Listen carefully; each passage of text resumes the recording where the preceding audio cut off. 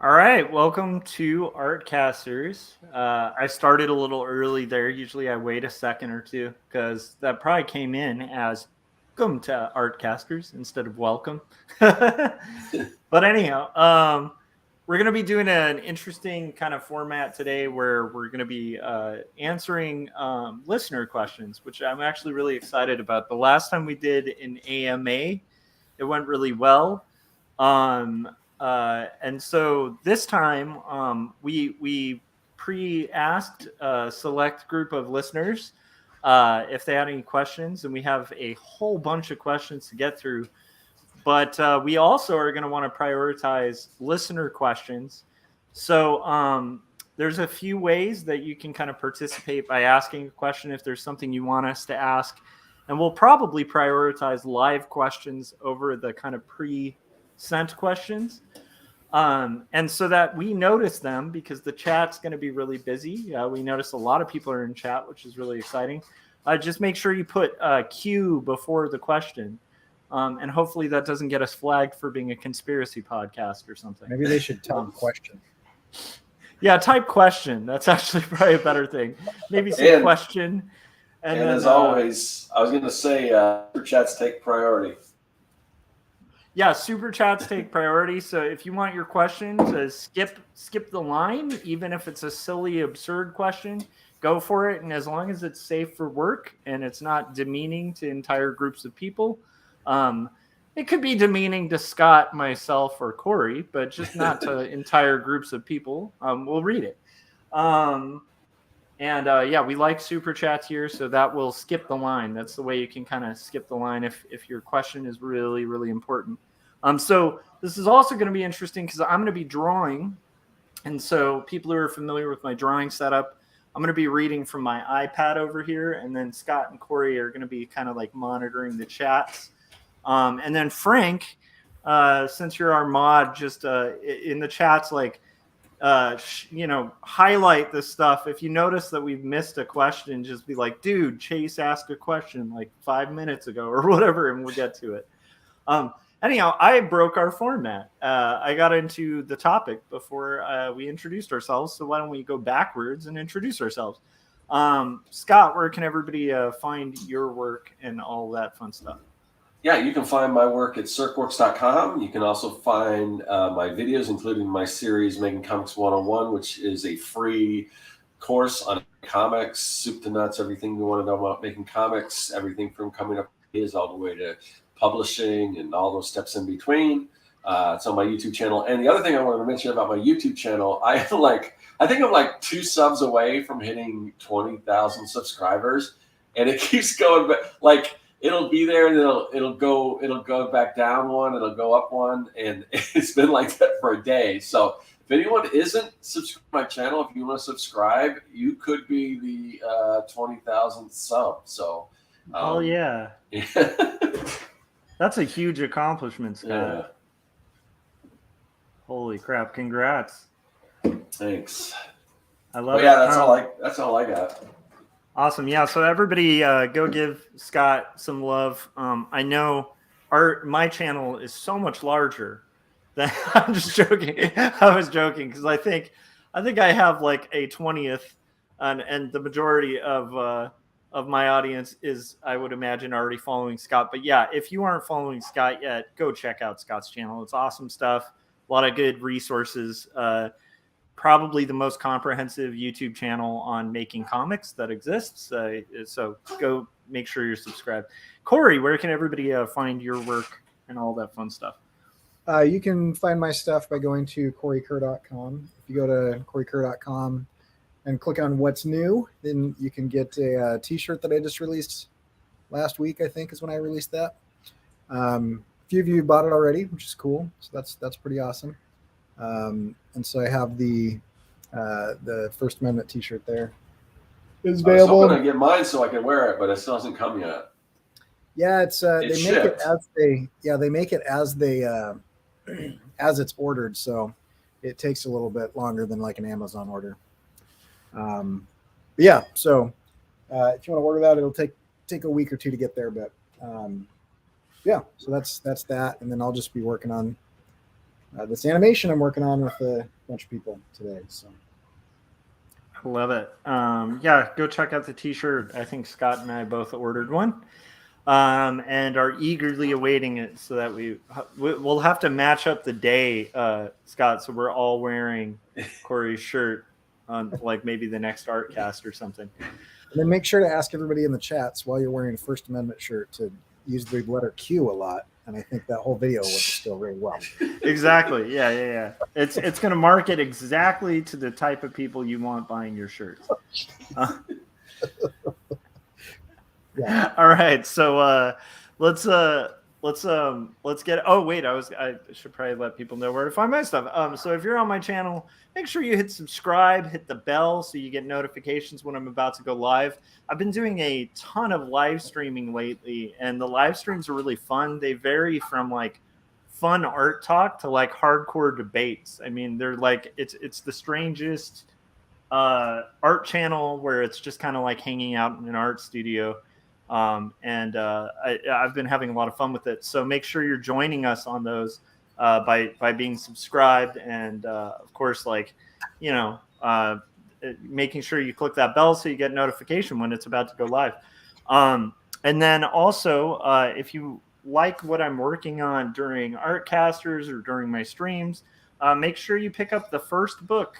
I'm working on inking the second, and 2 stories, book 1, my graphic novel about faith and mental illness that's hand-lettered, and handed to you in print.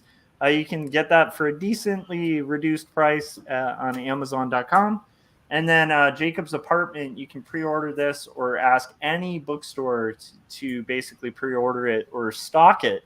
Preferably just go to your local comic shop or bookstore or Barnes & Noble, whatever bookstore there is, and say, hey, there's a graphic novel. It's really great. You guys need to make sure you have it on the shelves.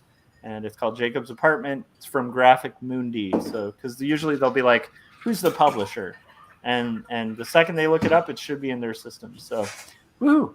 All right. And I think Jeremy in the chats just said, congrats on the 20K, Scott, which is really cool.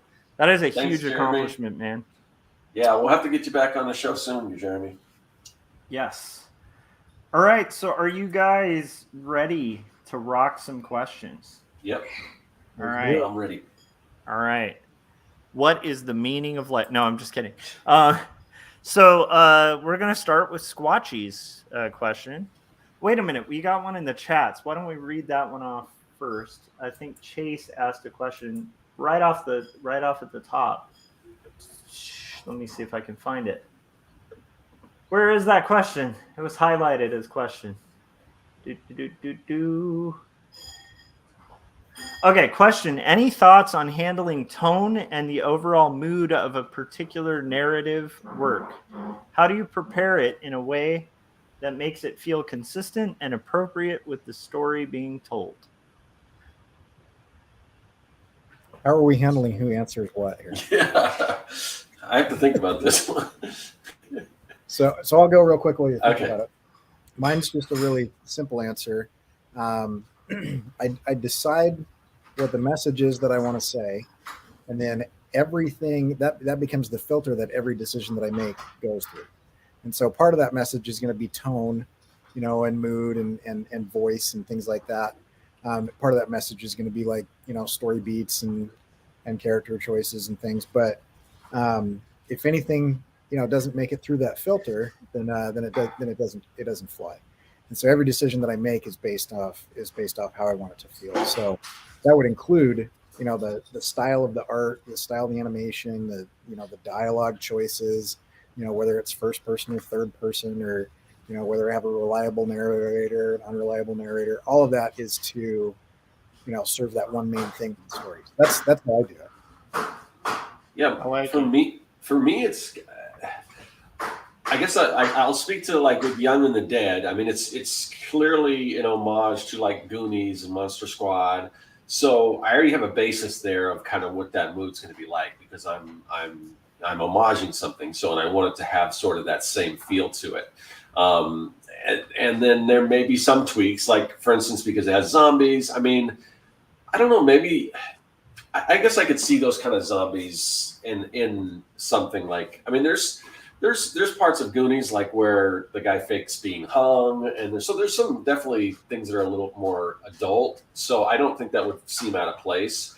But the zombies are a little, they're compared to like the kids who are a little more cartoony. The zombies can be, a little more gruesome and grotesque and stuff like that. So those are decisions I make, and a lot of it's just based on the theme, what I'm going for. So I already sort of, with that particular stuff, kind of already have a blueprint for.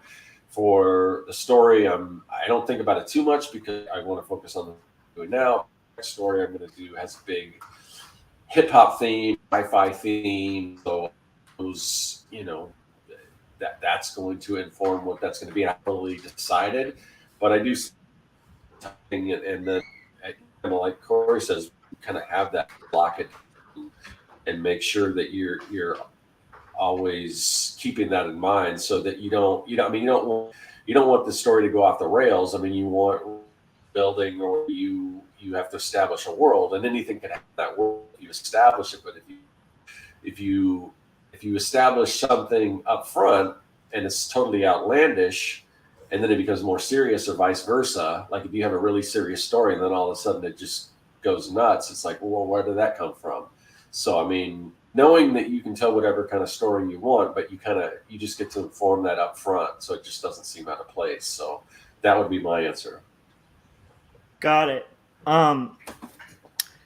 Yeah, I like it. By the way, Cory, just to make sure my connection's okay, was Scott starting to sound a little bit robotic there, or is my connections? Okay. Oh. Okay. It was just like a mild robot, but I just wanted to make sure I wasn't cutting out. Okay.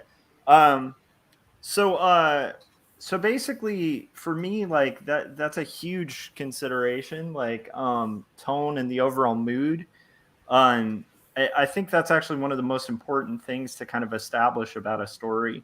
So like in Scott's case, like his story is it's suspenseful and it's like horror, but it's horror for kids. And so it's full of like mystery and fun. And I feel like the way that he presents it kind of keeps the mystery, the fun, a mild sense of suspense, but it's not like the type of suspense that would give like a kid a heart attack when they're reading it. Yeah. Well, also, John, for one of the things I wanted to mention real quick was, like, I made certain decisions up front. You can't really tell because the book's in black and white, but if it ever does get colored, or if there's a color cover or something, like, I intended, like, one of the decisions I made was, there were a couple of decisions I made up front. One was that the kids wouldn't have any kind of like guns or anything like that. Yeah. And I worked that into the idea that guns don't have any effects on these zombies. The only thing that's going to stop them or disable them is like blunt force trauma to the head. Yeah. I just didn't want kids running around with guns. The other one was I didn't want to have like blood. So if there is ever a color version or something on a cover, it would be like green. Like when the zombies turn into zombies, their blood automatically just turns green as part of that process. And those are just decisions I made because it is sort of a kid's book. So stuff like that. Yeah. And I feel like that's a really important consideration before approaching a book. And like for me, with two stories, book one, it's like I'm dealing with really crazy heavy topics. Like, and if you've read it, it just kind of starts off with a punch, like just immediately sucking you into probably the most heavy topic of the entire series. Talking about like suicide, right? And so it's like it's a really heavy book, and so I was very conscious of the tone, knowing the heaviness of what I was presenting to the reader, trying to kind of do this counterbalance with both differentiation in style and in pacing, so that I'm sort of like almost like giving people like exposure therapy to get used to my book. like I kind of ease them into the heavy stuff. And then allow them like some conscious breaks when the mood gets a little too dark and it would be a little too much to handle. And that's actually by design and intentional. And every consideration I'm putting into it, from the paneling, the lighting, to the pacing of how I'm telling it. Pacing is a huge thing for me to set mood and tone. Is like the pacing of a comic, the amount of panels, the amount of time you sit with someone or with a scene, It's all like a really good tool to kind of use. But also I do that by design because book 2 will have less breaks because it's going to get really intense. And so it's like book 1 is like easing you into it, allowing you some breaks. Book 2 handles a scene where I don't want there to be breaks. I want people to actually feel a little overwhelmed when they're reading it. And that's all by design. So Jacob's Apartment, kind of similar thing where throughout it, I wanted dreams to be a huge theme in it, both like physical dreams and dreams in your sleep. And so the story constantly interweaves between dreams and uses certain symbolism to kind of tie back to the dreams. So there's a character who basically one of the characters is always having connection to like a stuffed animal toy from their childhood. And then the other character has themes of water sort of throughout the whole book. So you'll even see sequences where even outside of her dream sequences, which usually have to do with like water, she'll be like sitting next to like a fishbowl, or like there's always some kind of water iconography going on through it. So like symbolism and pacing and all of that can kind of establish and encourage tone. That's a really good question. But I think it's an important thing to consider because if you have I think Scott kind of mentioned that, but if you have the wrong tone for your story, you could totally miss the objective. And like Cory was saying, you want to think like, what are you trying to say with your story? If you're trying to say sadness and the tone of your book is like a marching band, like, trumpeting and having fun, like in New Orleans or something, it's like, it's that may not have the same effect that you're going for, let's see. Good question. All right. I think we had a question that was specifically for Scott, and then I can get into the pre-questions if you guys Is that Landon's? Yeah. So Landon said, I have a question for Scott. Have you ever considered making Young and the Dead into an animation? Do you have any experience with animation? I know it'd be a lot of work, but I think ... Oh, well, I would love for it to be an animation. As far as me doing it, I don't know. First of all, I don't know how the skill. I do have some experience with animation, like way back. I used to use Flash and stuff, but I haven't done animation in a while. And my colleague Cory here, he's always trying to get me back into animation. It's just not. It's just a lot of work, and I don't see doing. I mean, and there'd be a lot for me to reacquaint myself with and everything. I would love, I don't know. I would love to, maybe at some point, maybe commission somebody to do just a cool little intro or something. But I don't even know what would be involved with that. But I would love, if I ever do get the opportunity where somebody does want to do it as an animation, I would love to see that. Yeah. Yeah, and I'd even like to see other artists' interpretation of it, and if they do it in sort of an animated style, that would be cool, even if it's not animated. Yeah, I think like when the book is done too, you might want to kind of like put together like a pitch, based on it. Like once the whole series is done. Yeah. Because I could see studios possibly being interested in like developing it too. That would be cool. Awesome. Cool.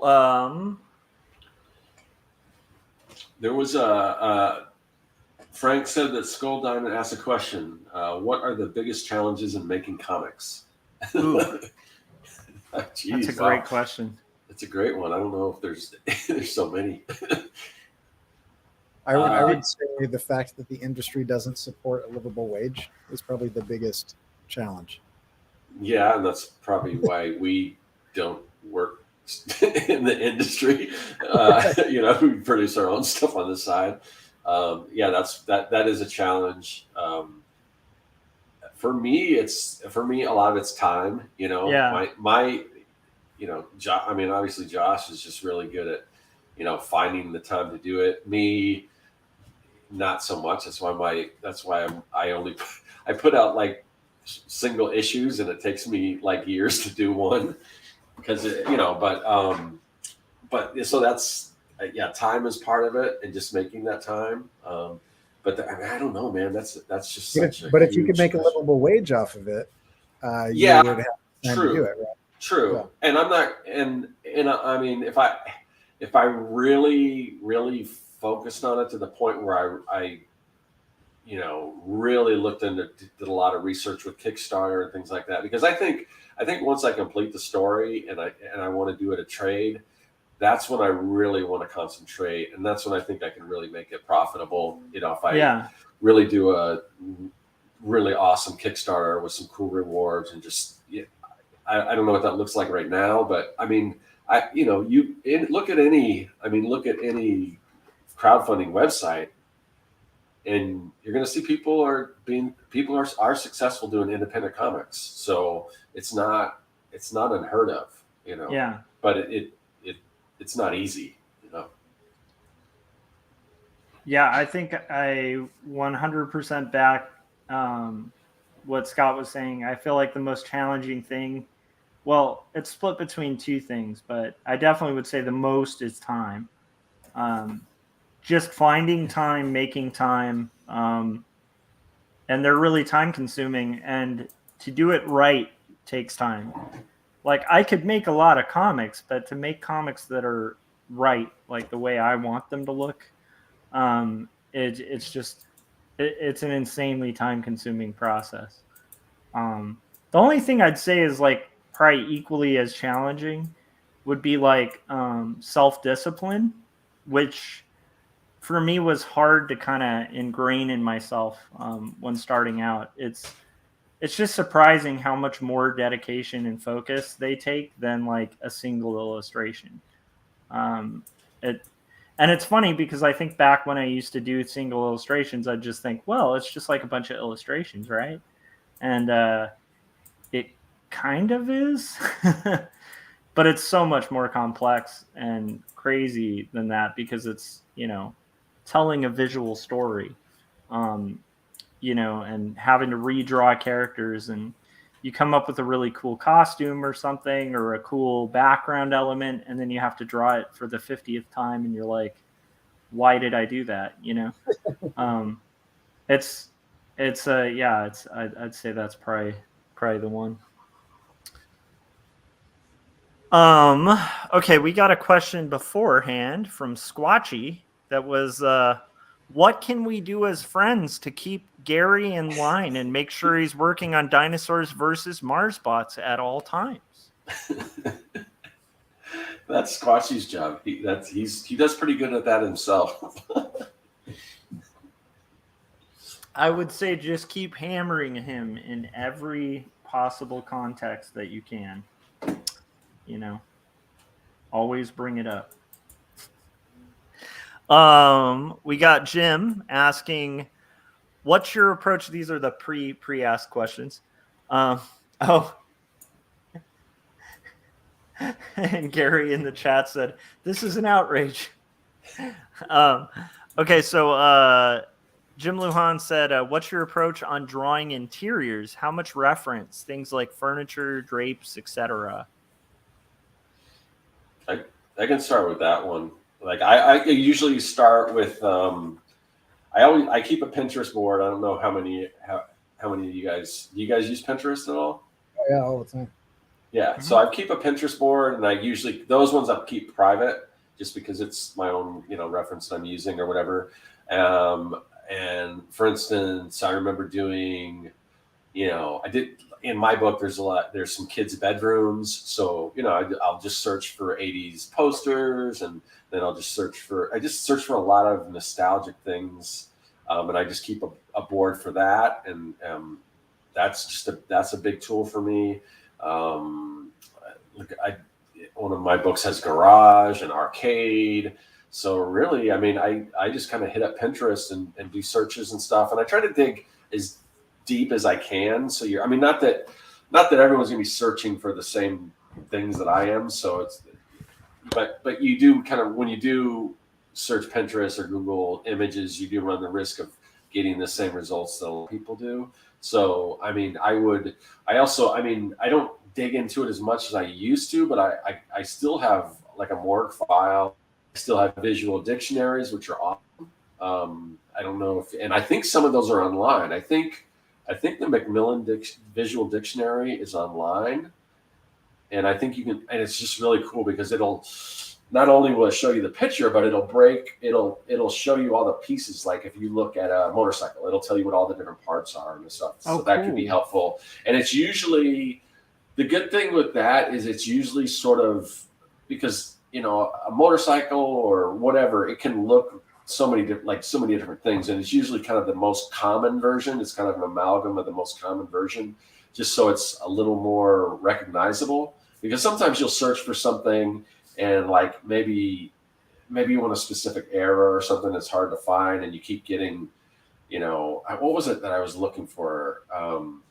I forgot what it was, but they kept coming up with modern versions of it, and it's just like, and they were just kind of hard to recognize. Sort of the other versions are, I see what that is. Like the thing with even with television, TVs, now they're just boxed. I mean, there's no real look to them. It's not as fun to draw modern TVs as it is to draw an old TV with the rabbit ears or with, a big, tube or whatever. So sometimes it's fun, especially if you're doing iconography. Yeah. It's fun to get sort of, because now that everything's digital, I remember working for a television studio, and we were doing these iconographies. So I had film strips and stuff like that. And I said, "Oh, we don't use film anymore." But yeah, so how do I rep digital media? I mean, it's just the same reason why when you look at the save button on your computer is an old disc. I mean, people don't use disc anymore, but it's become iconic where, that's the icon. Even though a kid doesn't know what that thing is, probably they know that means save. You know what I mean? So they don't even know the origin of the graphic, but they understand the meaning. Yeah. Yeah. I love that. In addition to all of that, which I think is a lot of that I do, I will also, anytime I see anything interesting, take a picture of it with my phone. Yeah. Yeah. I have a folder on my phone just full of random stuff, like, an electrical box or a wall with an interesting brick pattern or a lamp that I saw one time that I want to use. And so I'll do that a lot. Google Earth, while it's a massive privacy invasion, is also really useful for exteriors. Yeah. And so instead of just saying, I'm going to draw a building, so you draw like a giant rectangle that, skyscraper that is all straight lines and everything with a grid of windows. You can look at Google Earth, and I'll go in and I'll steal like the brick pattern around a specific window where you see like how the bricks are lining up and which ones, are fancy bricks and which ones are normal bricks, and what happens to the bricks when there's an arch and what happens when those bricks hit like a corner of the building. But I won't just draw the whole building. Then I'll go somewhere else and I'll steal some different architecture from the same neighborhood, because usually neighborhoods are built around similar times and things. And so I'll kind of like Frankenstein reference together that way. In a lot of ways, Zillow is really interesting as well. So you get the interior shots of people's homes, and most people don't use that for reference because it doesn't come up it doesn't come up on Google image search or whatever. But you could be like, I want to go to, inside somebody's house in California. Well, you can see a staged home, inside every house in the neighborhood. Stage homes aren't going to be messy. Most, I guess, if people are taking pictures of their interior, they probably wouldn't be either. But if they're like kind of that perfect thing that, and then you can tweak things around if you want. If you want to, put stuff on the coffee table or whatever, Yeah, that's awesome. That's great. I didn't even think about that. Yeah. And then the other thing is I'll do elevations of things. And so if you do a floor plan and then you lay that floor plan down in a perspective grid, you can extrapolate vertically from that floor plan, and it'll give you a pretty decent idea of how far that couch would be or whatever. Because if I don't do that, everything starts to smash quite a bit and look really cramped. Yeah. But if you, in our minds focus on things. Our eyes see in like the equivalent of like a 35 millimeter lens, 50 for small sensor cameras, but it's between a 35 and a 50 millimeter lens. And that's a pretty wide lens, but our minds don't focus on that. And so if I'm like looking over there, I'm looking at the refrigerator, but the refrigerator is 20 feet away, that's actually quite small. Even though my mind is focusing on that, that's not what I'm actually seeing. So it depends on like the point of view that you're doing, but it can help to kind of get a feel for a space. I haven't done this recently, but sometimes I will get out action figures or Legos, or even just make little models out of paper or whatever, and just like kind of fly my phone around as a camera in that space to get an idea of how that would work. I've done that before where I'll just put two action figures next to each other and I'll shoot reference for how not to break the line of action and all that stuff, but still get some interesting shots and things. And then I can come in and I can use that for like, okay, I'd see the back of their ear, I'd see I'd see their cheekbone but not their eye, that type of thing. Yeah, I think that's all really great. I would just throw in like, everything here is really good. I'd throw in that like life is always best. So just reiterating what Cory was saying, like shoot a lot of photos. It's also helpful if you're going to do a lot of Photoshop work. Some of the coolest textures you can make could be just like collections of photographs you took of like insanely awesome looking concrete. Like there's weird, cool textures everywhere. And I think to build your own texture library, you should be doing that anyway, but it's also really cool for like collecting cool things. I like to build SketchUp models sometimes. I've noticed Gary actually does Dinosaurs versus Marsbots, does it a lot more thoroughly than I will. But quite often I'll just kind of break and block out basic shapes using SketchUp, and then that way I can kind of have like a 3D model that I can then use. Tacking onto what Cory was saying about kind of the action figures, I've definitely used that. And I would say, especially if you have a car that's a specific model of car from an era, the cool thing is if you go on like Amazon or just like look online, you can often find like replica toys of every car like that's ever been made most of the time, or at least a model that's close to it, so you can have a physical object that you can rotate, take photographs of, and stuff like that.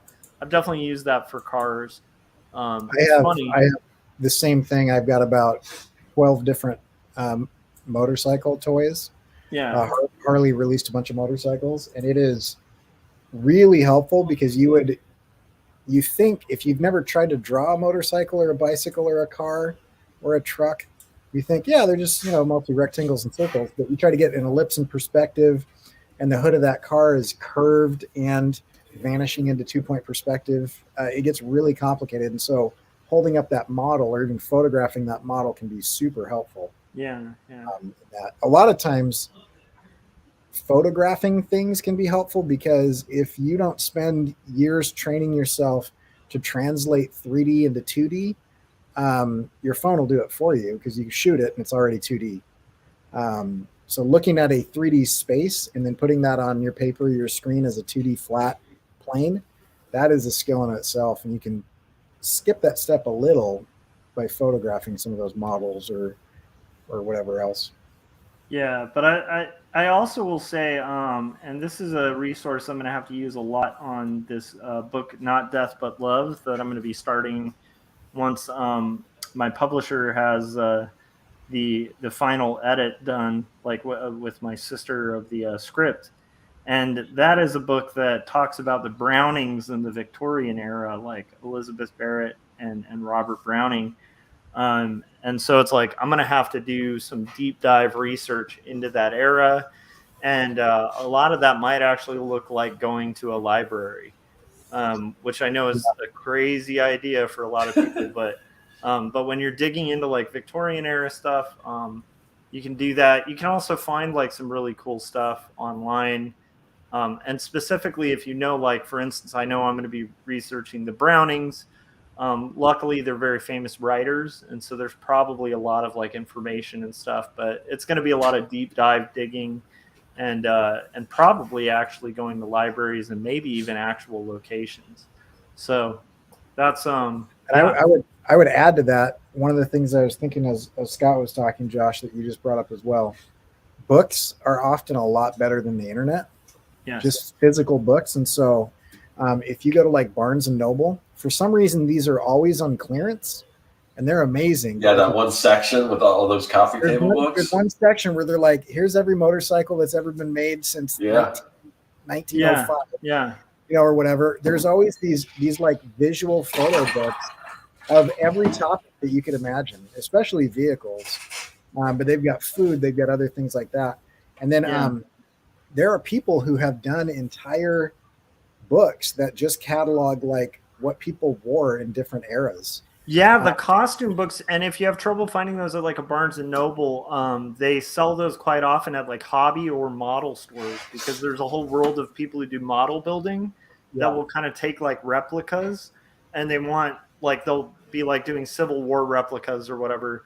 And so they have these like vast books that get into like crazy details, like the cuffs on the jacket of like this month's version of troops from this area of America or whatever. It's really cool. And there's books for manga artists that have all kinds of crazy references. Are just references upon references. Yeah. And I don't know how easy they are. I've got one book that I'll go get and I'll show you. But yeah, hold on. So I would also look at while Scott's going to do that, I like looking at original art. And so if you can get your hands on actual pages or artist edition stuff, the artist edition are usually blown up pretty large, and they're kind of expensive. But if you can see how the pros are breaking things down, I mean, like one of the ones that I've been saving up for that I'll probably get in the next couple of weeks is it's just all of the interior, or all of the covers, all of the popular covers from Marvel over the years, and it's a couple inches thick, and it's like a big, I don't know how big it is. I don't know. It's probably 11 by 17, maybe larger.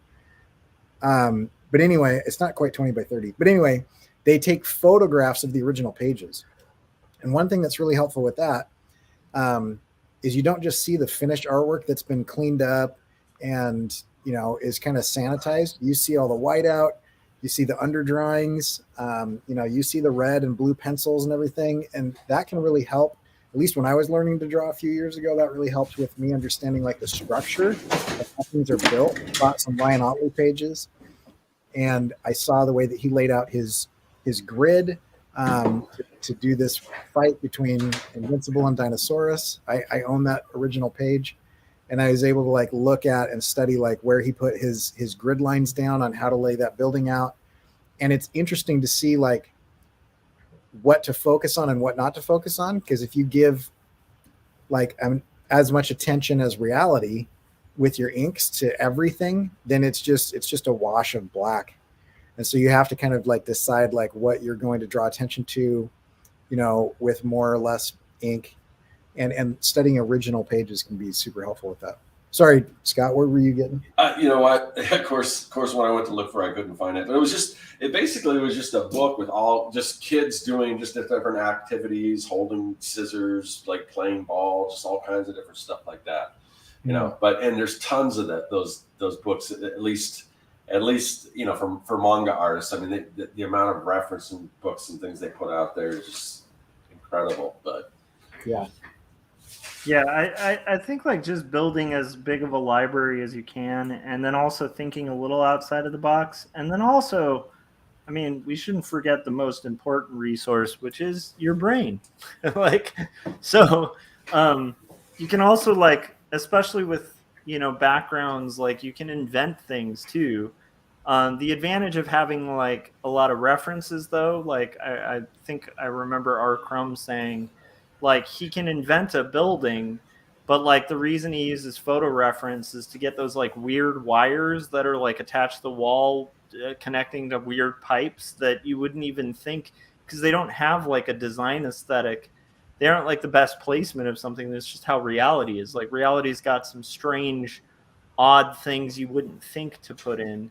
Yeah. And so I think that like that helps you not just create like this weird suburban utopia every time you draw a house or building or whatever, to give it that character that we actually see in life, right? Where there's like, you know, power lines and stuff running through cities and stuff like that, which is often the type of thing we don't think to add when we're just drawing from our head.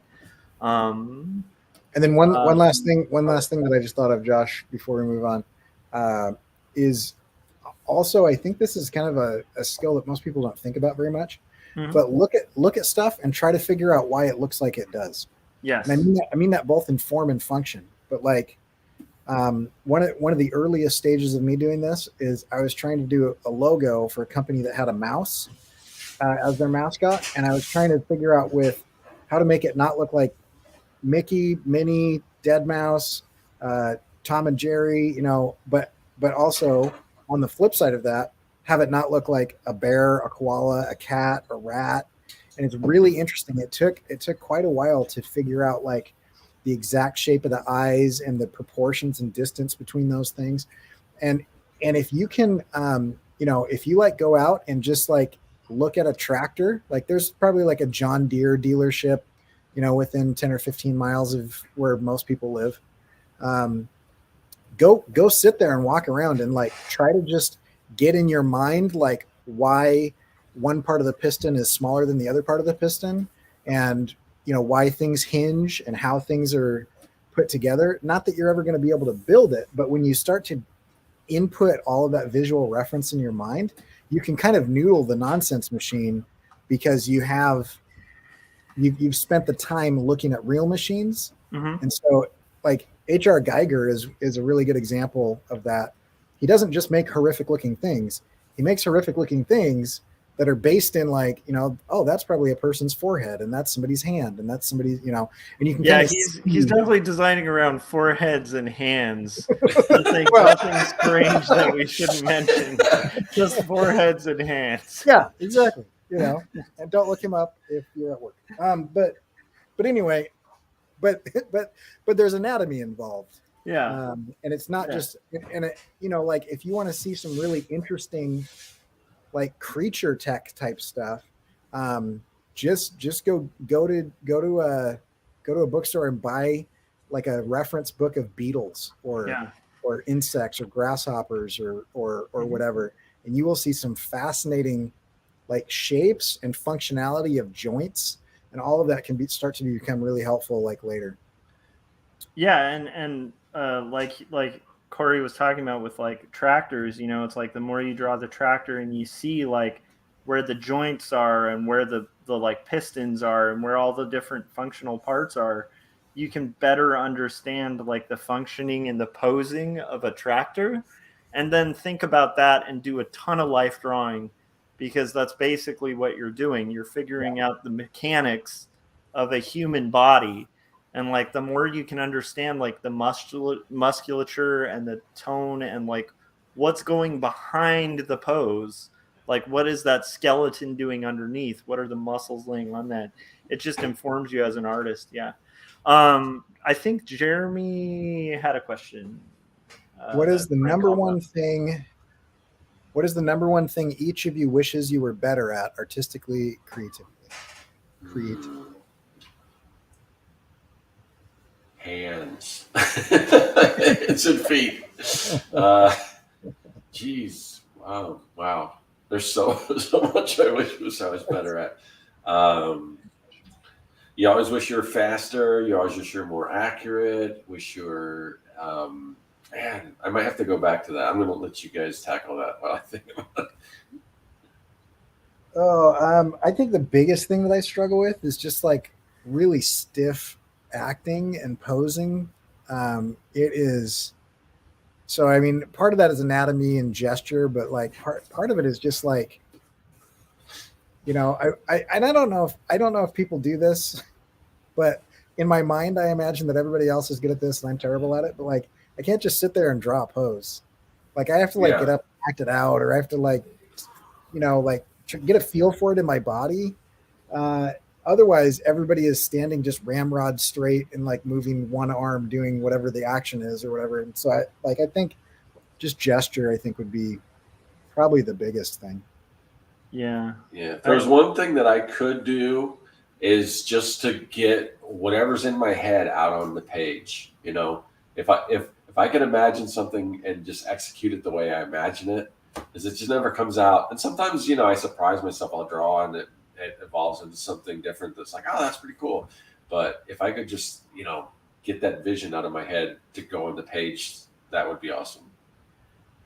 Yeah, I definitely wish I had a better eye in my imagination. Like, when my wife and I draw, it's like if we're both drawing from life, like I'm much more accurate to like what I'm seeing, but she's more accurate to like the feeling of what she's seeing. So it's kind of weird. It's like if we're in a life drawing class, I would capture the person as they look, and it would be pretty darned accurate. She would capture them. Like, I don't know if that makes sense. She just captured like their essence. Like she has an ability of cartooning that I don't have, that I actually envy. And so while I'm really good at being kind of more accurate to like specific details, my wife is like just fluidly can draw from her head. And she'll use reference and stuff, but without reference, she could draw like very wonderful drawings. Particularly one of my biggest weaknesses, which is being able to just draw children, like their anatomy perfectly, like their heads, everything, and stylize them and not have them look like strange alien creatures, which is a hard thing to pull off, honestly. Kids just look strange. Yeah, and their details are so subtle, like especially on their faces. Like they have such subtlety to like such tiny like mouths and eyes and stuff. It's just, if you get it off by like a millimeter, it just looks off. It looks wrong. Right. And so I'm just blown away, and I'm always envious of my wife's ability to just draw from her head, to be able to turn around a cartoon in her brain and to get it pretty darned accurate on the page, like without a lot of effort. I've always really admired that, and that's definitely not the kind of artist I am. I'm an artist who needs tons of reference. I need to see things. I can see them in my head, but when like Cory was saying, like often when they come out just from my head, they're a lot stiffer, and a lot more kind of basic. Like they don't tend to have as much like nuance and detail as when I see my wife draw. So.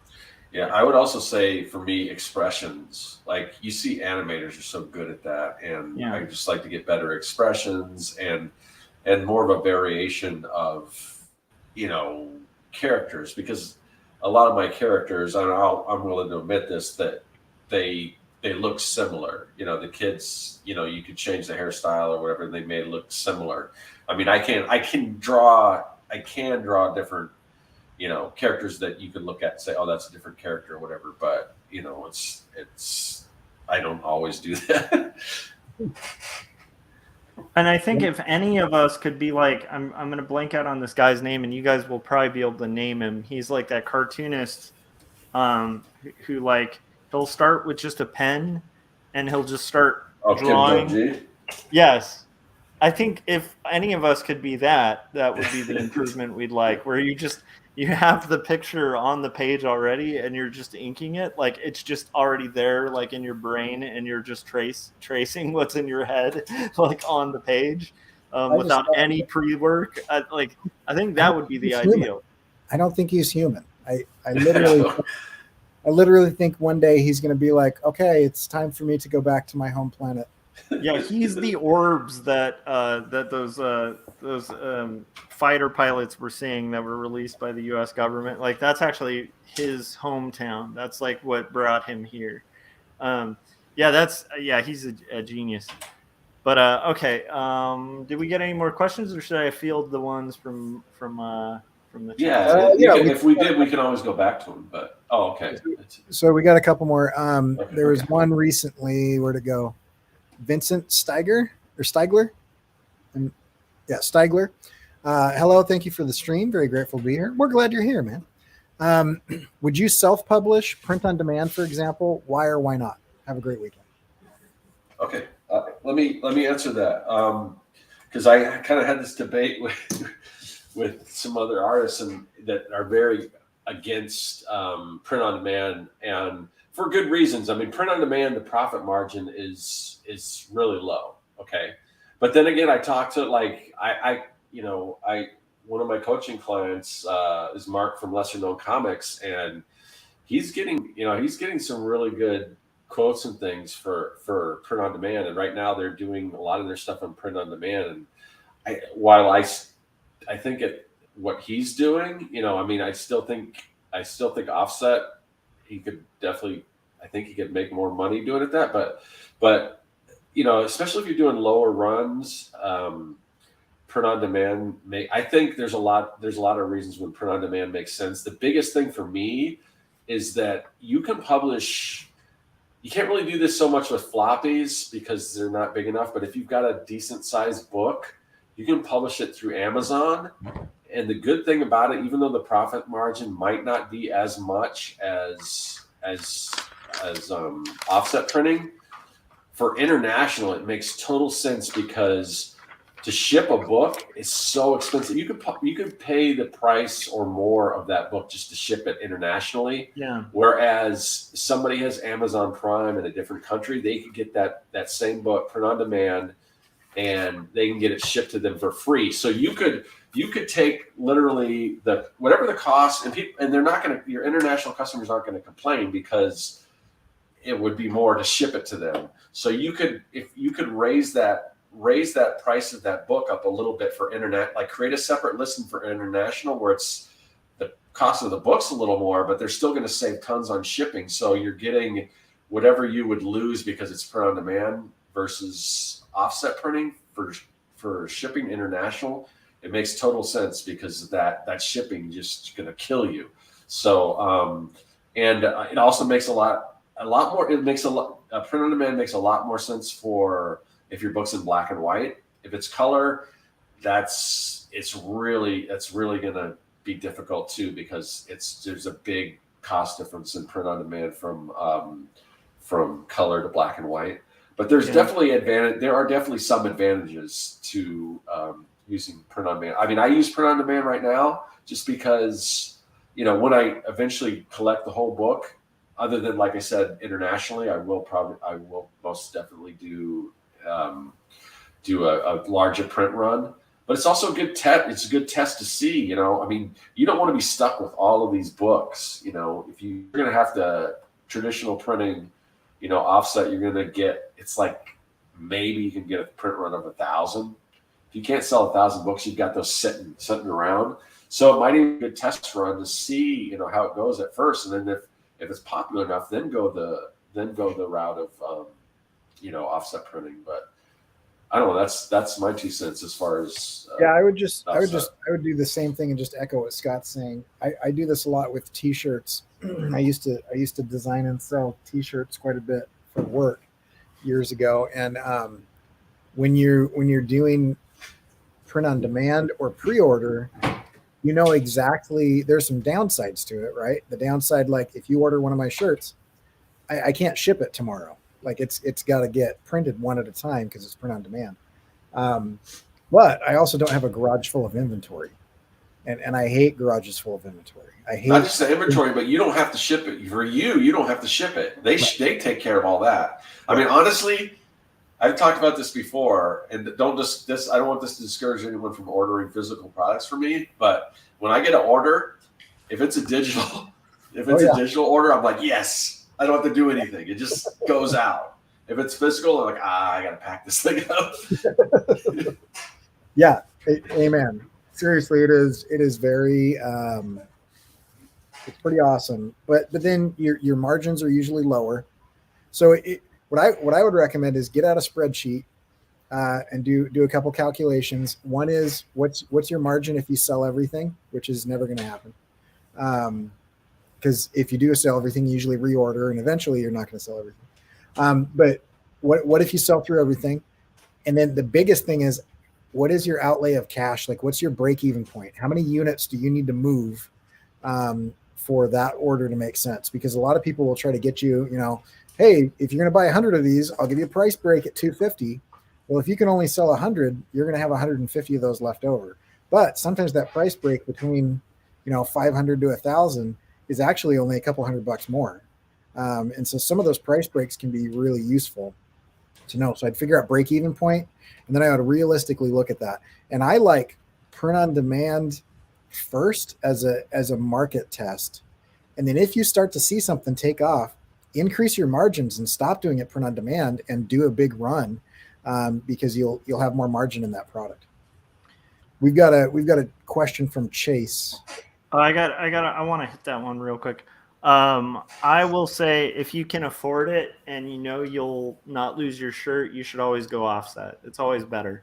And same with t-shirts. Like, hey, if you can, and you're sure to make back your margin and you don't mind housing it, screen print. Like, it looks great. Like, digital is really close, but still screen printed. There's nothing that's going to match like a beautifully screen printed shirt. There's nothing that's going to match offset. As close as print on demand gets, especially when you get into color. You guys will notice this on print on the demand comics. Like, the black just raises a little bit off the page, and it looks a little. Some people like it, but it's like a fiery kind of look to the print, or like if it just, the color is never going to be quite as beautiful as like when it's printed like on an offset press. So, like, if you're talking about just quality, print on demand is not going to match. But if you're talking like risk, print on demand is a far less risky endeavor. And if you're just starting out, print on demand is one of the coolest things in the world, because it allows the entry point for indie comics to be much lower than it used to be. Back in the day, like when I think a lot of us started, in order to get into like the indie comics game, if you wanted to do a print run, like Scott was saying, your minimum just to make it even worthwhile would be like 1,000 copies. And if you're like a new creator, that's a pretty intimidating amount to try to kind of sell through on your own without like backing of anyone. Now it's like you could literally run 10 copies. You could sell like 2 to your friends, like it's so it's a good thing. And it's awesome, and I like print on demand. I use print on demand a lot for like prints and stuff like that. Like, I like using Society 6 because I hate fulfillment. Like, there's a lot of things I just hate fulfillment on. I don't want to be a fulfillment house. But I would say if it's like about the two and you have a choice, like, you will notice a difference. Like, you'll notice a difference. Like, web press versus offset, it's just like versus just digital. I don't know, it's an interesting spectrum, but I think you'll find that offset tends to get really good color if you get a good printer. You can also get an offset printer that botches your job, so and I will 100% agree with Josh while I'm disagreeing. So there's more percentages than 100, but I 100% agree with Josh. But many of your customers may not have the same eye that you do as and they're not going, like, a lot of artists will sit there and just really enjoy a good paper stock. Yeah. Or like, sit there and just be like, oh, I love how the black came out. And then I don't think the consumers have as discerning an eye as the artists do. And so I agree with everything that Josh is saying, and that's how I feel about it. But I don't know that all of my customers feel that way. And so I agree. Sitting in having 500 boxes in my garage so I can't park my car versus, maybe my blacks aren't as dark as they could be, then, that's kind of depends. So anyway, but great point. Yeah. So Chase says, I like this question a lot. What advantages do you think indie comics and animation produced outside of big studios have in the age of social media? Do you think most future franchises will be found there instead?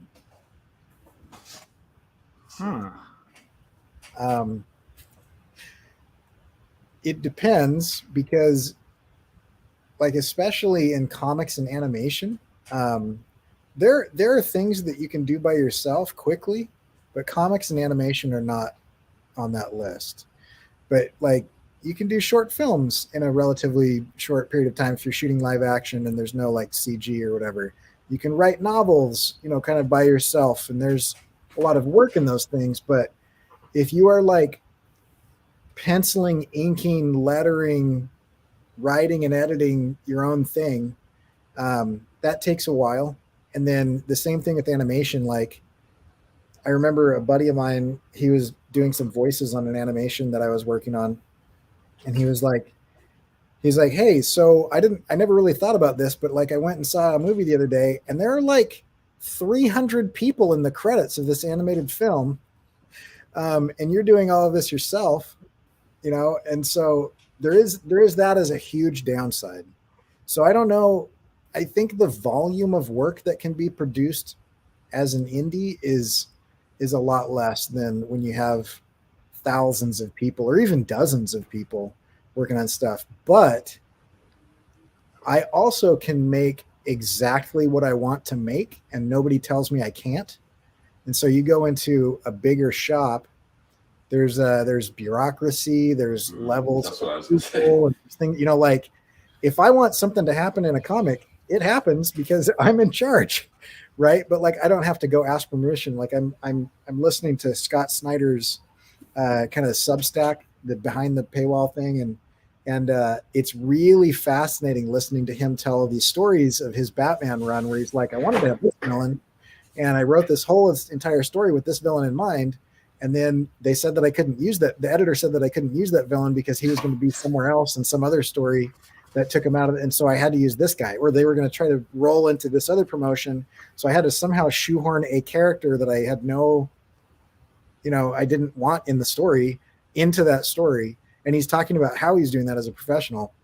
So there's some pretty huge advantages in like total editorial control. That's a really big one. The purity of indie, I think, is there if you can be like Josh and stick with it through the years to finish it all the way through. So that's the biggest thing I would say. As far as do I think most future franchises will be found there instead?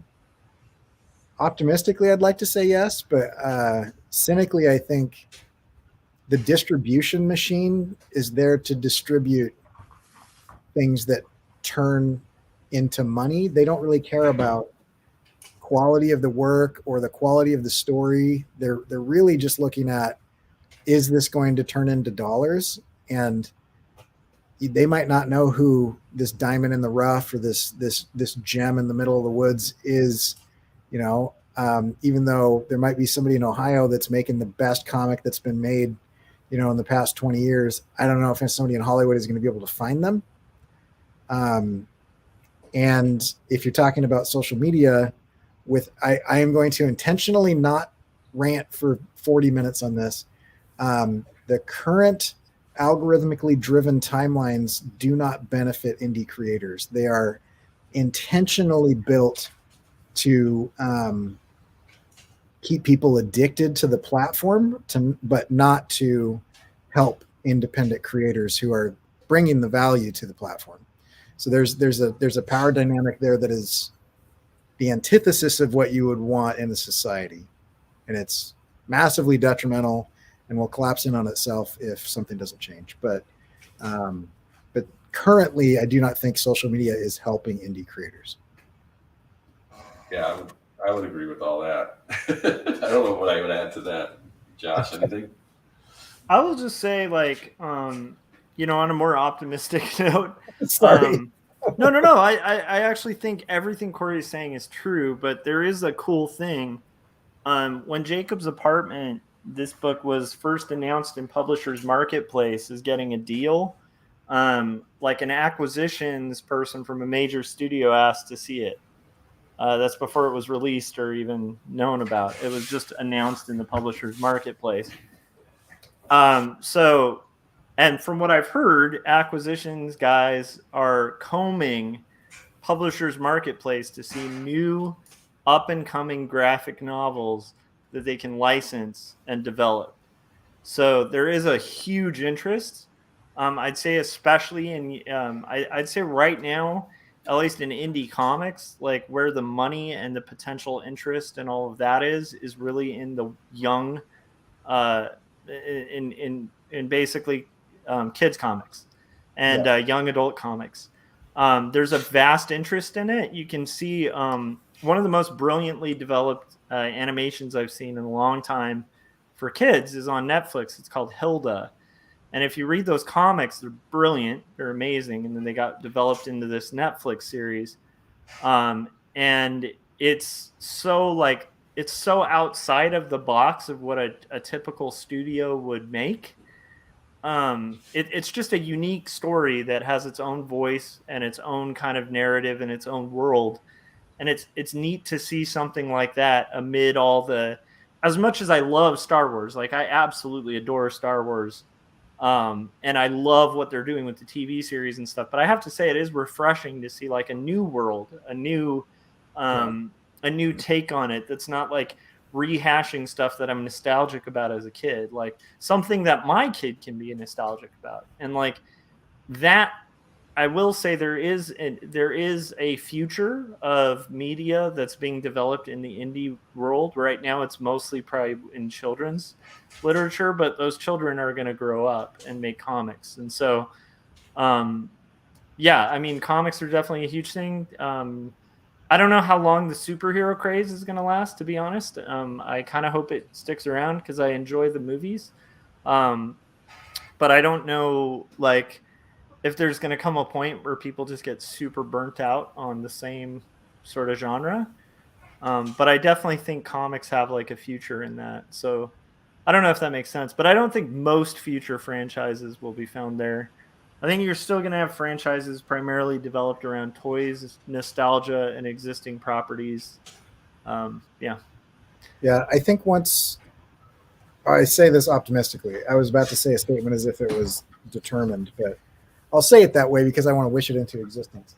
I think once we break the back of the current copyright laws that are not in the favor of the little guy, that have kind of been built on gigantic mega corporations that keep eating each other, I think that will be really helpful to like open things up and allow better protections for smaller artists. And I think some of that can help. But it's an interesting space. I can't remember who said it. I think it might have been Todd McFarlane, but he was like, "Hey, indie comics is where you want to be right now if you want to get into Hollywood, because if the thing is, if you're not one of these two studios, this guy owns Marvel and Disney and Star Wars, and this other guy can make DC movies. Well, there's still a bunch of other studios out there that would like to produce things, and they can't make Marvel or DC things, so they're going to look at indie comics, right? And so, and that's kind of what Josh is talking about. Is there are a lot of people out there that are like, well, I can't make a Wolverine movie and I can't make a Superman movie, but what else is awesome out there? And I can promise you, it's like the big studios too, the Marvels, the DCs, the Nickelodeons, like these bigger studios, they are looking. They have acquisitions guys looking at comics. So yeah, I mean, it could be a trend, but it's, I don't know. I think that's cool. Yeah. Agreed. Sweet. Any other ones in the chats? There are. Maybe we should kind of rotate because we got a lot of those people that did submit questions up front. Maybe we should go back and forth. Oh yeah. Let's get to one of those. So we are definitely not going to be able to get all these, by the way. And we need to keep those so we can do another AMA. Yes, and I want to incentivize people too, because we can't get into these things. Understand that if you super chat it, you skip the line. So if you want to skip ahead, whatever is super chatted will take priority. Okay, this one is from Gary, where it said, do you think a lot about why you need to create, or are you reluctant, adverse to really digging into that? The old adage, if you want to understand a frog, you can dissect it, but you're going to kill the frog in the process. the problem with these is we can't pull them up on screen. Yeah. Do you want me to read that one again? Yeah, I don't know, Cory. Did you have anything to say, Yeah. or do you want? You can read it again. I mean, I've thought a lot about it, but I think I've talked a lot about it too, so I won't give a super long answer. But basically, do you think about why you need to create, or are you afraid to think about it because it might ruin the drive to create? I am not afraid to think about it. I know. I think the only thing where I think I've heard real concern about that is, if you think that some sort of mental health issue is driving your production or driving your creativity or driving your humor. I've heard people worry about, fixing that problem might actually kill your, the golden goose there. I've heard that quite a bit. For me, it was self-medicating initially for several years. It's just the only thing that made me feel okay or right in the world. Like everything seems to just be off and wrong if I wasn't producing something.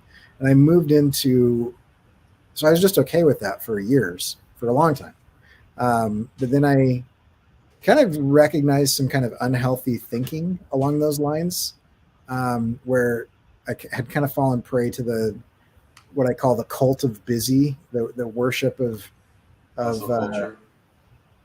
the hustle culture, just kind of like the idea that you should sacrifice your life on the altar of production. And I think there's some value in pushing hard, and I think there's some value in motivation, some value in doing those things. But I also think like there are extremes to where if you're not careful, you're going to be really unhealthy, and it might hurt your relationships with people and your job and whatever. And at the end of your life, or even in the middle of your life, you could find that you've burnt a lot of bridges, and that can be really unhappy. So I moved into a space where I allowed myself to move out of the narrative of like punishment and enjoying the punishment that came with creating, into a more healthy balance. I don't think it slowed me down, but I now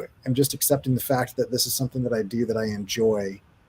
And I would say I would recommend not moving into that headspace until you've finished multiple projects, because once you take some shorter and some mid-size and some longer projects from start to finish, I think you can relax a little bit, not in the amount of work that you're doing, but in the mental flagellation and berating of yourself, because you can do it. So for me, I personally feel like all humans need to be creative, because I think that's the main differentiating factor between us and the animal kingdom. You can find animals that do most things that humans do. There's some animals that use tools. There's a lot of animals that use reason and logic. There are very few animals out there, if any, I can't really think of any, that create for the sake of entertainment. Like I don't see a lot of animals out there, making movies or drawing comics or whatever the animal kingdom equivalent of that is. And so there is something special about humanity. And in my opinion, I think that's based in creativity being a massive driver of that. And so I think each person that doesn't give in to their innate ability and desire to create, is probably doing some sort of numbing behavior, to avoid that, because I think it's either a God-given right or a biological imperative, depending on which way you look at it. And so if you're not creating all the time, you are likely numbing that impulse to do it through some other negative behavior.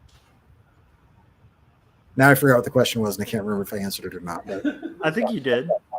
Do you think a lot about why you need to create, or are you like kind of afraid to open that door because it might ruin the drive? Basically, I create because I'm human. I think that's the short version of that. I think you nailed it, Scott. I don't think I think a lot about it. I think it's just part of me. It's just something I do. I don't think about it. I don't know. Yeah. I don't know. It's just, Yeah, I get that. Yeah, for me, it's like I kind of think that I personally, like, I'm a person who I like to think about the weird, deep questions of life. I really strongly believe in the philosophical idea that the unexamined life is not worth living. And so I really think examining your motives while not becoming an armchair psychologist for yourself, which I think is the danger of self examination. But I think examining your motives for what you're doing is a really important thing to do. And for myself, it's like if I don't know my motives, I often will find myself like with a lot of questions, and I'm a person who I like answers to questions, and so I'll usually seek those answers. So I definitely think about why I want to create and what my intention is for creating. While at the same time, I've also come to terms with the fact that I am a creator and I'm a storyteller. And much like what Cory was describing, I really do think we're just kind of made to do that. At least I don't know if everyone's made to do it, but I think that the people who are made to do stories and to tell stories are not going to feel fulfilled in their lives until they do it. So, I would yeah, I would argue that I believe everybody is. I don't believe that everybody's creation has to be visual art, yeah, but I do think, you know, whether it's music or crochet or really creative parenting or whatever, um, creativity is an essential part of humanity. But I don't think it always has to be a comic book page or an oil painting. and I'm just gonna. I mean, I agree with you, but just for the heck of it, to have a counter viewpoint that sounds snotty, I'm just gonna say there's muggles and there's wizards. Some of us are wizards, and we just ignore the muggles and we tell our stories. I'm just joking. I don't think we're all that special, but all right. Is there another question in the chats? Let's get to another one from the pre thing. Okay, cool. So Frank said, "What do you think about getting sponsors for your comic or animation projects?" I love sponsors when you can get them. Yeah, I want to throw this out real quick because it's something I've been dealing with lately as my subs and stuff continue to grow. And I don't know how many in our audience are kind of at that point right now, but just for future reference, one thing you start to find is you're going to get a lot of, it's basically just junk email. And it's kind of like phishing, like people that don't want to do their job. Yes. So what it is I get tons of emails. Oh, we want you to sponsor this thing. We're going to pay you, we're going to pay you. And some of it's like, oh, wow, this sounds really good. Like, oh, they're going to pay me, $1,500 to advertise their product. Yeah. And, but a lot of the products have nothing to do with my channel. And basically what these companies do is they somehow, I'll get on a list or something like this or whatever, and they just send out these mass emails, and then people respond back like, oh, I'll do that. And then they look at your channel and then they're like, yeah, you don't really fit. Yeah, you don't really fit because they don't want to do their job. So they're casting a wide net and then throwing out the fish. And it's just a big waste of time. So the only ones I ever respond to are ones that specifically call me out by name or mention something specific about my channel. Or if the product is just like, if it would be just tailor-made. And if you watch my channel, I don't do a lot of sponsored videos.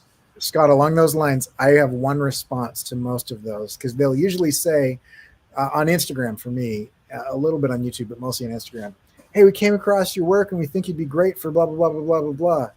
I usually just respond and say, hey, thanks. What about my work do you think would fit this? What stood out to you? Oh, that's great. and then it's usually Ghost Town, or they'll be like, oh, I love this and this and this. And if they come back with a simple answer of like, oh, I saw you do these 3 pieces, and I just really thought it would fit, then I'm like, great. But a lot of, like, I just got a couple where it was like, this is like makeup products. Yeah. I get that. Yeah. Like, what? I get a lot of video games and stuff like that too, but it's just, I just know if I respond, it's going to be crickets because they don't want to do their job. They don't want to actually look into channels and see what channels are right. they want to wait until somebody responds to them, and then they look at, and then they start to Right. narrow it down. And it's But just and I fell for that in the beginning, and it was just a big waste of my time. There was one company that I was like, it was like a superhero. They sold superhero T-shirts and stuff, and I this is where I made my biggest mistake, because I'm like, oh, okay, this has been perfect, and I came up with a whole plan, like, oh, this would work perfectly, and I could do this. I could work it into my video this way, and really figure out a way that this could fit into my brand, and it would work great for them. And then I basically send back almost like a proposal, and they would not respond to me. And this is back before the channel's grown a little bit since then. But yeah, some of these companies, you just gotta look out for, Now, having said that, I have had some experience on the other end where I've reached out to people, and I don't think I've been turned down. I haven't done it a lot. right? But it's because I am specifically saying that is a product that I either use all the time, or it fits what I like to say and do, and I've reached out, and it is a long conversation typically. And I do exactly what Scott just did, but I'm the one initiating the conversation. Like, this is what I'd like to do. Hey, what's, is this something that you blah, blah, blah, blah, blah. And I mean, that's how I became sponsored by Wacom. That's how I became sponsored by Aurora. I have some office equipment and some lighting and, things along those lines that have kind of fit into that. So I do think that there is possibility out there. You don't need a big audience either, because you're producing content. I mean, that's valuable. You're especially for you with that animation. I think as cool it is to get that top of the line Wacom tablet. Your animations probably, if you were to do that for a client, they would have been way more than that Wacom tablet is worth. One of those animations would have been more, and I did 3 of them. But I get to say that I'm sponsored by Wacom, which is kind of what I was going for. But yeah, it was a fun trade, and I am still in contact with the influencer manager, and she still comments on my Instagram posts and watches some of my videos and things. And so keeping that relationship open is pretty good. It's interesting. I would do some research on micro influencers if that's something that you're interested in, because Scott's right. You don't necessarily have to have 20,000 people following you or something. I don't. But you can, and I even said that. I said I don't have the biggest audience, but if you take a minute to look at my my content, I produce really high quality work. It only takes one person. Sorry, I just want to say this real quick. It only takes the right person to see a video, and to make a sale or whatever. Somebody discovered my Making Comics 101, and then I'm doing a course for a website. It's just the right person saw it. So I need to start doing guitar reviews is basically what I need to do, because I think that, like, actually, weirdly enough, I do think music companies are pretty eager to get social media reviews of guitars, so I might be able to get some free guitars. I'm just saying. Anyhow, I like that. I would say that, like, for my comic or animation projects, I would be really cautious about sponsorships myself. I don't want a publisher and stuff like that, but I would be a little leery if in my auto bio somebody was paying me to be holding a certain brand of liquor or something. You know what I mean? Like, so it depends on, like, how the sponsorship comes about. The kind that Scott and Cory are talking about, I'm all about, which is like, if I had a sponsor that I liked, and I think we all vet our sponsors like that if we have them.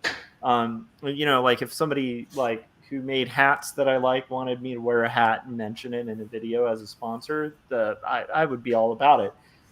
If they wanted me to, sell cigarettes to children, then maybe I'd draw a line there. Although then again, I mean, if they have a cute camel on them, I don't know. I'm just joking, by the way. So I have a question, Josh. What if because you do very authentic things and you strive to be as true to life as possible in your auto bio. So would you be opposed to, say there was a specific brand that you were drinking at the time and you're going to have a shot of that and it's already written into your comic? Would you be Yes. opposed to reaching out to them and saying, hey, by the way, this is in there. You interested in doing anything with it? No, I mean, like, I wouldn't be opposed to any sort of, like, to me, I think that any way that you can make money as an artist, and as long as you can keep your authenticity, then go for it, you know. And I'd say the same for, like, as a streamer or anything like that. As long as you can kind of keep your integrity, I think you should take whatever sponsorships you want. Like, the second you start kind of losing your integrity, or sort of what I would consider kind of selling out, which to me, selling out is not selling. And I think people make that mistake a lot, especially younger artists, where they think that, you know, to sell something is to sell out. And that's just, anytime anybody makes any money, they've sold out. That's not what that is. yeah. But I mean, you know, I think that in general, like, yeah, I mean, if you can make a way to make a living or make money doing what you're doing and retain the integrity of your story, go for it, you know. And also, I would say, like, oddly enough, like, I know in film, even in indie films, like, some of the funding for the film will come from that scene where somebody picks up a Coke instead of a Pepsi or whatever. Like, that little scene might fund like half the movie. So it's not a bad thing. But again, like, I've talked about this a lot. I think artists need to be okay with compromise that they're okay with, but understand there is compromise in work. Even the purest indie guys had levels of compromise, you know? Yeah. So, yeah. Yep. Oh, yeah. Next question. Do we have other ones in the chats, or should I keep going on these guys? I haven't looked at the chats recently. No, I don't see any new ones in the chats. The chat has kind of gone quiet. Okay, cool. If we have missed your question, type question and copy and paste it in there so we don't miss it. Exactly. And if you really want to highlight it, send a super chat. All right. So let's see. Gary. Oh, wow. Okay. Gary had another really good question. What's something that's not all directly related to marketing art that you feel is critical to you firing on all cylinders creatively? Example, exercise, relationships, travel, movie watching, or whatever. I mean, it's definitely, you know, finding a balance with all of that stuff, you know. And one of the things that I'm trying to do is just, I'm thinking about trying to take weekends off if I can, you know.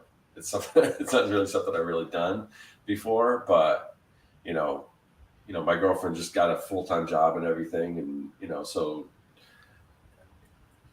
it'd be nice to be able to get my work done and then enjoy the weekend and do fun stuff and do all that. But so, I mean, I just think it's, definitely finding a good balance between, you know, working out, between socializing as much as we can in this day and age. I mean, physically out in the real world, but yeah, I'm always, I mean, I just put together, kind of a map of goals and promises and things that I want to keep throughout, you know, the next 6 months. And it's broken down in between professional, personal, health, you know, all those different things, and just kind of keep track of it and keeping that balance. There's a couple of things where I like render me incapable of functioning. So I try to keep those. One is like a good working relationship with my wife and kids. Like, if I'm in a fight with my wife, I can't just be like storm down to the studio and go draw something. Like, I'm like, no, that's something I got to fix. Like, just my mind, the way it works, I've got to keep my close relationships in good stead. That's super helpful. And then for me, activities that are unrelated to sitting in this chair, I like to experience as much as I can of things. And so, you know, whether it be motorcycles, which that phase of my life has ended, or kayaking, which I'm probably in the middle of, and I've got a few years left on that, or whatever. There's always been something where I'm out there doing stuff, and it feels like two main things for me. One is kind of that visual reference and everything that we were talking about. Like if you are trying to draw a tree and you haven't left your basement in 5 years, you should probably go outside and climb a tree. You know, hey guys, sorry, Cory, I'm just letting you know, I'm going to step out for like 2 seconds because I got to wash this. You see this like La Brea tar pit that's forming on my hand. So anyhow, continue, but I just didn't want you to like switch to me and not have me there. So, okay, continue. Sorry. So there's a few things like that. And I know Scott runs, you know, and things like that. And Josh is like a rowing machine and things. I'm not as good at like the exercise and stuff, but for me, I do try to hit the river or the ocean or the lake. I try to go on drives. I'll go on drives. And I also, there's something about like unplugging, unprogrammed time. I did this, and I've talked about this ad nauseum, so I won't go into it too much, but you need a minimum of 30 minutes every day of unprogrammed time for your brain to actually function correctly. And what that means is like no screens and no entertainment. And so like a walk or a run, you know, or a kayaking trip is actually really boring, you know, when you compare it to like watching a TV show or a movie or listening to an audiobook or something. And so like while I'm doing those activities, I try to not have earbuds in or my phone in my face or things like that. And so that really helps with my creativity and my production. When I'm like consciously, I'm playing with my toddler and I realize that I'm like looking at my phone, I will go put my phone in a different room and turn it off and then come back and sit on the ground and do Legos or whatever. Like, I think everybody needs some time where they're not being entertained, and it allows your mind to like reset and to function properly and things like that. And so for me, like just those ideas of, you know, not being constantly under the grind of a deadline and not being every moment of my life having some form of entertainment streaming into my head, just stepping away from that.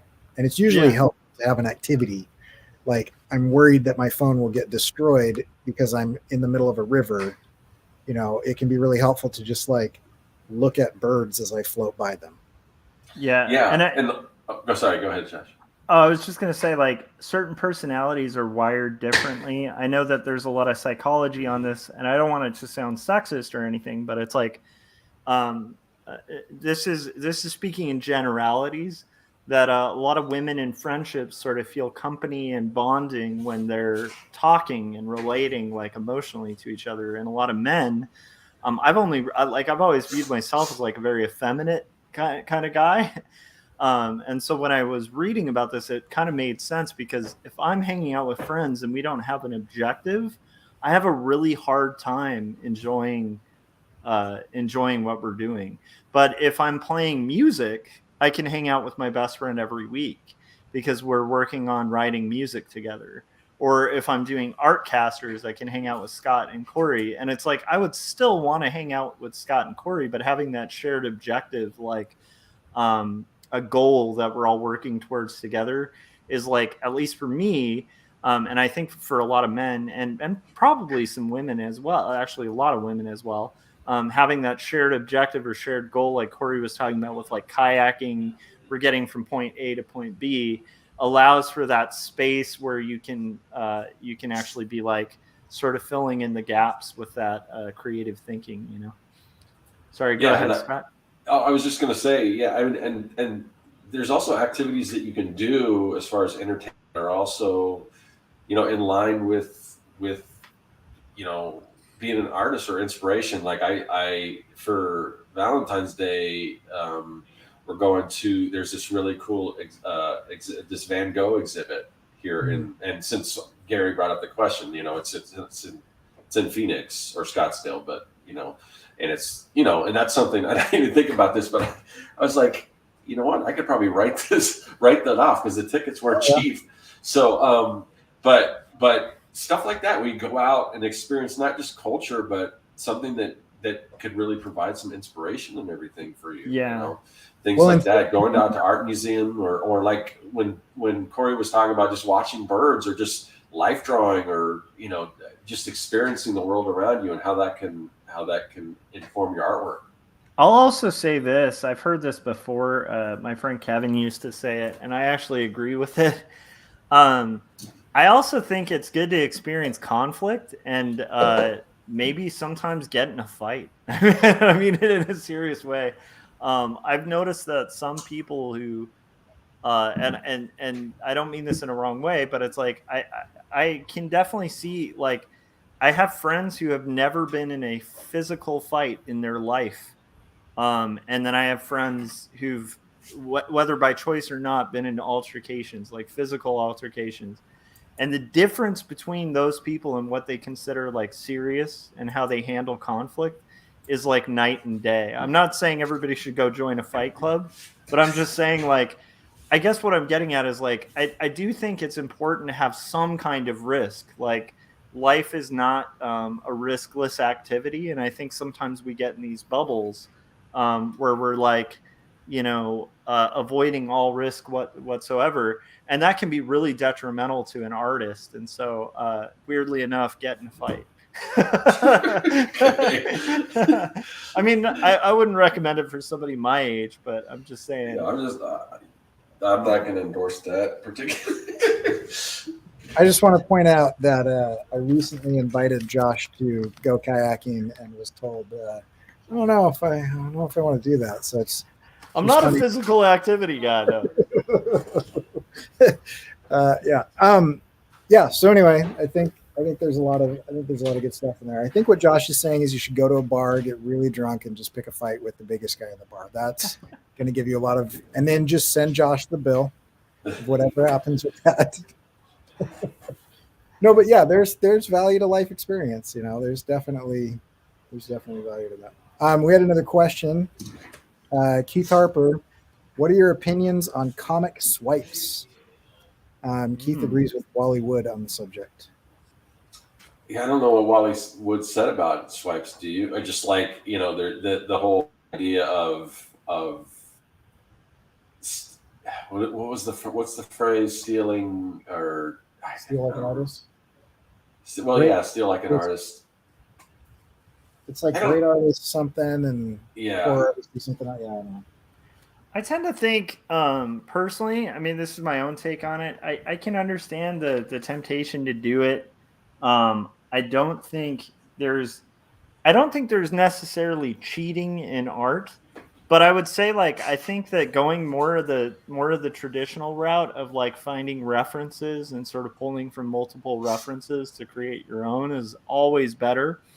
And if you're trying to kind of stylistically match like a certain look from a certain time, just having that stuff on like a kind of like inspiration board and then pulling your own references outside of that, like, I guess my point is, like, rather than just like covering a Nirvana song where you're just playing like Smells Like Teen Spirit, maybe look at what Nirvana was looking at, right, that influenced that sound, and then kind of write your own, generating it from some of the similar influences, and then it won't seem so much like just a direct bite of Nirvana, right?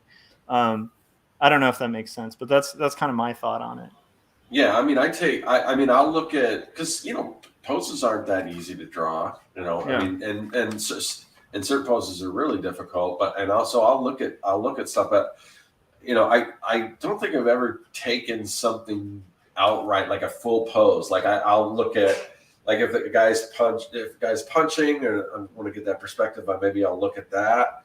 But then I'll have the other arm doing something different, or the legs, you know, I'll try to combine, do different things, or change things around so it's not that exact same pose.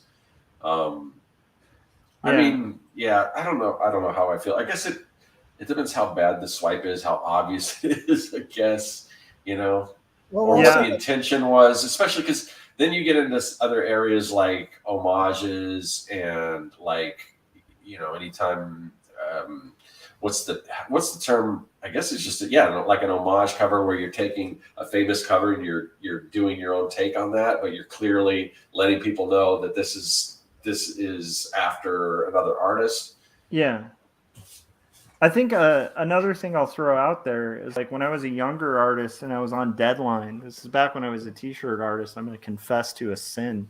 When I was a t-shirt artist and I was kind of getting in the t-shirt game and stuff, I remember I came up with a really good concept, and it was basically like with a friend of mine where we were going to have like the Kool-Aid man like breaking into an office building, but he was going to be like Coffee Man.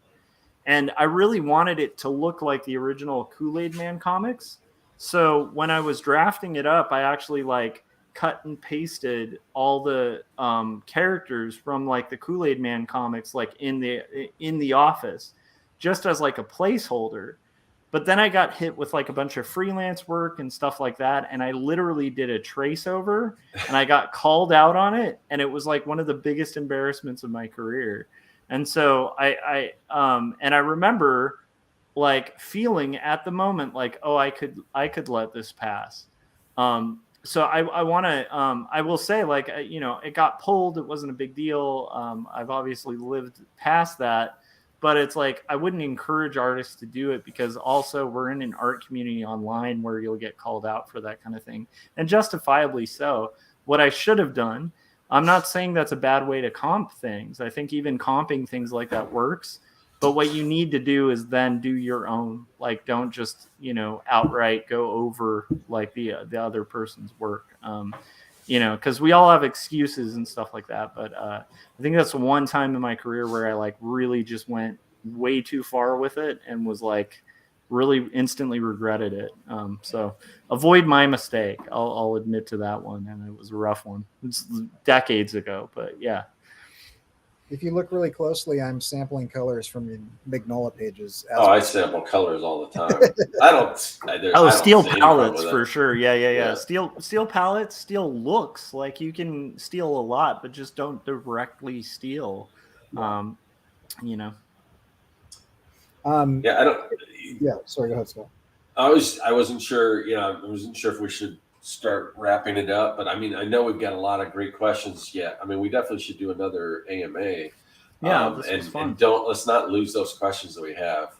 Yeah. I think I looked at some of those previous questions, and there's some good ones in there. Mm-hmm. I love it. All right. I think we have one we should wrap with. Okay. Sorry. Yeah. I think it's a positive one. Would your younger self be proud of the work you've done throughout your career? Ooh, that's a good one. And then after you've answered it, let people know where they can find your stuff too. Yeah, I'm not sure, because my younger self had some delusions. Like I thought, I just didn't understand the world. I thought, oh, I'm going to be a millionaire and I'm going to draw comics and be a millionaire. And and it just went into. I'm definitely happy with the way my career's gone. But as a kid, I don't know if it would have. I would, if my kid self would have been impressed with where I am, because I just had these grandiose ideas, but I don't know. Anyway, and so yeah, you can find my stuff at Serkworks.com. You can find and I don't know if we've hit that. I'll have to look while we're doing this if I got any more subscribers, but I'm inching in. I was like two subscribers away from hitting 20,000 subs, so hopefully I'll hit that pretty soon. On my YouTube channel, where you can also find my series Making Comics 101, which is a very comprehensive course on how to make comics, everything from coming up with your ideas all the way to printing and publishing and all those steps in between. Okay, and Frank was asking if there's time for one more question. I'll tell you what, if we get a super chat in the time that we're answering this question, we'll go 5 minutes longer, but only if we get a super chat. All right, Cory, would your younger self be proud of the work you've done throughout your career? I don't know about proud, but I always had a feeling that it would be really hard to describe what I did for a living. And I think that's accurate. So, I don't know. I've never really known what I wanted to do for a living. I still don't know. And I'll probably spend the next 25 years trying to figure that out and then retire. So I don't know. I'm not sure. I've done cool stuff. I haven't done a lot of stuff that has a lot of name recognition. But I've been able to support my family on it, so that's kind of fun. So I don't know. Oh, and I was gonna say, I just looked, and I have 20,003 subscribers. So hit that mark. Hell yeah. Congratulations. So thanks anyone that just subscribed recently that may be watching this. I appreciate it. That's really cool. Yeah, and I just want to throw this out there for me and Cory. If any of those 20,003 want to subscribe to us, please do right now. Yes. Cory, where can people find your work? You can find my stuff at CoryKerr.com. I've got a T-shirt for sale right now in support of one of the coolest amendments in the Constitution, the First Amendment. So if you like free speech or journalism or writing or art or the ability to protest or tell the government you don't like what they're doing without being thrown into an unmarked black van in the middle of the night and disappeared, then you should consider taking a look at that shirt. That's just at CoryKerr.com, and you just click on store or what's new. Either one of those will get you to that shirt. I love it. All right. And then I would say that I had this really surreal moment when I got the second advanced reader copy of Jacob's Apartment, and it's offset and it's beautiful, and I know it's actually going to be in bookstores, where I realized that I've actually achieved something that I've wanted to do since I was a kid, which is to finish a graphic novel. And not only have I done that, but I've done it twice. And that literally is like a life dream for me. And so I would say probably, but also much like Scott, I was a snotty kid who had really unrealistic expectations. So I might have been disappointed that I wasn't like, touring the world in some giant rock band or like making millions of dollars, or that I had to somehow work for someone because, of course, when you're young, you're uncompromising and delusional. So I don't know. It's weird. I think I'd be happy as a kid, but the delusional part of me back then might have been like, he's not so cool. He called you a sellout? What's up? Would he call you a sellout? Probably. I don't know. It's an interesting thing. Catcher in the Rye is a really good book, but it's funny. As I get older, the more I'm like, I used to relate to Holden Caulfield and think, man, he's me. And now I read it and I'm like, just grow up, kid. Just grow the hell up. All right. Thanks to everybody. Oh, sorry. Real quick, I'll say I just remembered having this thought process at one point in time, thinking in junior high that I could probably outsmart the cops and most world governments. And so I remember thinking, I don't think it'd be that hard to like take over like a small country. So at that stage, like 12-year-old Cory probably would not be proud of me today. Because he had his sights set on like some sort of banana republic dictatorship. Yeah, for sure. I mean, what are governments anyway? How hard is it really to like lead an entire country? I love it. Thanks to everybody in the chats who showed up. Thanks to Frank for being a badass mod. Like Frank did a great job of like highlighting questions that we had almost missed. And thanks to just basically everybody who pre-submitted questions. There's a ton of questions, which is great. So the next time we do one of these, we may not even have to ask our audience beforehand because we have a backlog. If there are any questions you want to see us touch on the next time we do this, mention them in the chat, in the comments section of the video too, especially if you're watching this after the fact. And then of course, make sure you're subscribed. You've hit that bell and to all of our channels. Because this rotates from my channel to Scott's channel to Cory's channel. And then, of course, make sure you hit that description down there to sign up for the mailing list as well, which is, Scott, what does the mailing list do again? The mailing list will let you know because YouTube doesn't always alert people when we go live. And it'll tell you what channel it's going to be on and who the guest is. If we have a guest, sometimes every once in a while we do these AMAs with just us. But if we have a guest, it'll let you know all that information. It's the newsletter is on a little bit of a hiatus right now, but it doesn't mean you shouldn't sign up, because once it gets back, once we get back to sending those out, then you'll be on that list and you'll be alerted. So yeah, and literally the second it comes Back in Black is going to play, and you want to be there for that riff when it kicks on. All right, guys. Thanks so much. Also, I do want to make sure, since Frank's been such a good mod, make sure you guys check out Frank Salazar, Salazar Art Nation, and Tarako Creative Cast. He's a good dude and a great mod for the channel. And with that, we'll say good night to everybody, and goodbye.